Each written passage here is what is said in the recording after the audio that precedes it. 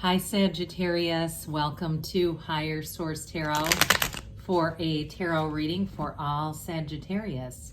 Sun, Moon, Rising, and Venus. Thanks to everybody for all the support. We are on location today. I'm not going to tell you where I am, but if you recognize this view, feel free to drop a comment. If you're correct, I'll let you know. And if you're new here, welcome. I post new readings on Friday, then again on Monday. So if a reading doesn't resonate, come back in a couple of days. You can watch a new reading. Fridays are always a general reading. Mondays are something different every week. So one week it could be a more detailed Celtic cross style reading. Another week I'll do a love reading. Another week there's a law of attraction tarot card reading. So if you like tarot and you like the channel, I'd love to invite you to subscribe to Higher Source Tarot. All right, what advice do you have for Sagittarius, Sun, Moon, Rising, and Venus? What does Sagittarius need to know, please, for the best and highest good of all concerned with Sagittarius? Messages for Sagittarius, please. Whoops, we had a couple cards come out. We're going to use those as clarifiers. Good, it's only 3. That helps. Okay. All right, let's see here. We'll begin here with the tarot, then we'll have the angel answers. We've got the 8 of Cups, the Wheel of Fortune, Strength, pretty. The 4 of Wands, very nice. 5 of Cups, 8 of Wands, the 6 of Pentacles, and the 8 of Swords. Well, it's interesting because you have 2 8s that are polar opposite energies with the 8 of Wands and 8 of Swords. 8 of Wands says, let's go, grab onto the end of this wand, you're coming along, and takes you into the next dimension. I mean, it's like you have warp speed with the 8 of Wands, whereas the 8 of Swords is complete inertia, but it's all in the mind. And so I feel like with the Strength card in the Wheel of Fortune, you have something here. If you've been nursing a broken heart or something disappointed you that's kept you stuck, we're going to move on from that, because I feel like with this, you've got great momentum and speed with the Wheel of Fortune and the 8 of Wands being here. So these 3 clarifiers, these are interesting. I love them. You've got the 4 of Swords, the World, and the Page of Cups. Now, pages are messengers, okay? So pages are developing energies. So I feel like if you did have a heartache, heartbreak, that 4 of Swords gets you back to center. It's that card of meditating, taking a break, or even if you were off of work for a while, there's something about just disconnecting. And it may be too, if there's been some heartache with the world and the way things are going, disconnecting, doing that 7-day mental diet that I've talked about, but really taking an active role in saying, I'm not going to inundate myself with negative messages, energy, whatever it is. Because with the World, you are in that wreath of victory. It's nirvana. It really is having a brand new lease on life. It's a card of pure positivity. It's feeling on top of the world. So somebody here, if you had a break from relationships, you have somebody new coming in, and I don't see you looking back. I don't see you looking for the past and trying to figure that out anymore. You say it all makes sense now. Now, if it's a job too, though, again, whatever you're moving toward here is so much better than whatever you leave behind. The 8 of Cups, it's that hero's journey, okay? So again, there's kind of a bittersweetness to this in some ways. It is a positive card. I don't want you to misinterpret that, but you know, there's sort of a gloomy look. Like he walks on from those upright cups, walks on from a situation that, you know, in some cases may have seemed like it was going to be something that it wasn't. However, you don't stop with this. You don't stop. It reminds me of Les Brown when he says, it's not over until I win. But with this, I do feel like you have something so much more meaningful coming in, and it's exactly what you've asked for. It fills your heart. And so with the Wheel of Fortune showing up here, this is a great combination when we start to see the wheel with the World. And again, the World made a visit on its own. And that 8 of Wands, look out, because this is called brace for change, but it shoots you right up to the top.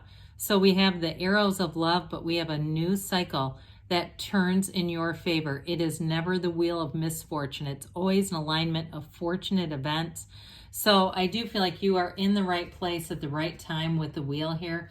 There may be something unexpected that comes in terms of a job or in terms of meeting somebody new who it's like one of those things where you've manifested one another. So with the wheel, it's very high vibrational energy, okay? We've got this Hermanubis here. It's this jackal-looking character. It's Hermes and Anubis, the Greek gods together. And then the serpent, the wave and the serpent also indicates high vibration.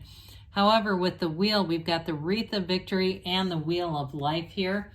Both of these are portals into the divine. And so especially with that Eight of Cups, hero's journey, meditate, quiet the mind. It gets you in touch with who you really are. And so when you're in this energy, this is like dream life mastery. There's no second guessing. There's no what ifing. There's no turning back. It's all about moving forward here. And again, I do feel like you really do have your heart's desire coming in with this combination. So when we look at strength here, I guess I didn't mention we have here, pardon me. Okay, I'm just looking. We've got Aquarius, Scorpio, Taurus here. We have here Leo. We have Virgo here. Fire, earth, air, and water as well. Okay, so with the strength card, you have a new opportunity, but it's about you, whatever was in the past, whatever you had to overcome here, you've learned that lesson. So if it's a person, you're done learning from each other. If it was a job or a situation that didn't get fulfilled in the way that you thought it was, again, you're done learning that lesson. And so with the energy of strength, it really is an energy where you're drawing in real love. You're drawing in a partnership here. And you're drawing in too, I feel like in terms of a partnership, reciprocity, somebody who really gets you. And I also feel like too, if you're somebody who sometimes needs to be left alone, like you have times where you've been with people or even family members and they go, what's wrong? What's wrong? And they keep kind of pushing it. If you're the person that needs to be left alone, I feel like whoever you're attracting gives you that space and they totally get that and they do not take it personally, okay? So for whoever that's for, they just don't see that as, they just see it as part of how you are, that at times it helps you to get back to that Four of Swords, get back to center. So fours are like the four legs of a table. We also have the Four of Wands coming in.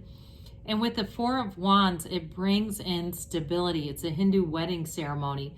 So I mentioned you have a partnership coming in here. You've got much law of attraction energy going on here.